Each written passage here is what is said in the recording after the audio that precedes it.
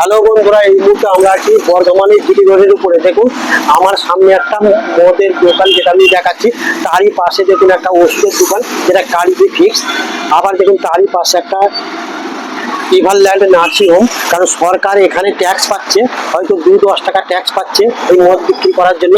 অথচ সাধারণ জনগণের যে অসুবিধা হচ্ছে, তাতে করে মদ খেয়ে কিডনি ড্যামেজ, ক্যান্সার, বিভিন্ন রকম যে শারীরিক অসুবিধার মধ্যে পড়তে হচ্ছে। তাতে করে কি করছেন, যেমন আমাদের পশ্চিমবঙ্গের রাজ্য সরকার উনি দিয়েছেন স্বাস্থ্যসাথী কার্ড, এবং পাশে দেখুন একটা এই জিটুরারিরই দক্ষিণ সাইডে একটা নার্সিং আছে দিশান বলে, যার নাম হচ্ছে দিশান।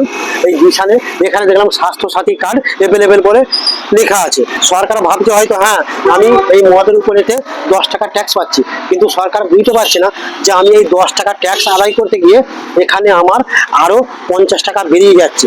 সেই নিয়ে সরকারের কাছে আবেদন, যদি এই মদের দোকানগুলিকে কন্ট্রোল করা যায়, তাহলে পরে আমাদের ভারতবর্ষ তথা পশ্চিমবঙ্গে বহু মানুষ রোগ থেকে অনেক মুক্তি পায়। ধরুন যদি মদ না খায়, তার কিডনি ফাংশন ভালো থাকবে, লিভার ভালো থাকবে, ক্যান্সার অনেক কম হবে। হ্যাঁ, আমি বলবো যে ক্যান্সার হয় না তা নয়, একটা বাচ্চার হয়, কিন্তু সেটা খুব কম, পার্সেন্টেজে কম। অথচ এখানে মদ খেলে দীর্ঘদিন ধরে দেখা যায় যে সেখানে তার কিডনি ফাংশন খারাপ হয়ে যায়, তার লিভার ফাংশন খারাপ হয়ে যায়, ক্যান্সার হয়। আমাদের সরকার ভাবছেন হয়তো আমি একটা মদ থেকে 100 টাকার মধ্যে 10 টাকা রোজগার করছি, কিন্তু এই 10 টাকা রোজগার করতে গিয়ে সরকার বুঝতে পারছে না যে আমার এখানে আরো 50 টাকা খরচা হয়ে যাচ্ছে। এই নিয়ে আপনাদের কি মতামত তা কমেন্ট বক্সে অবশ্যই জানাবেন। জয় হিন্দ।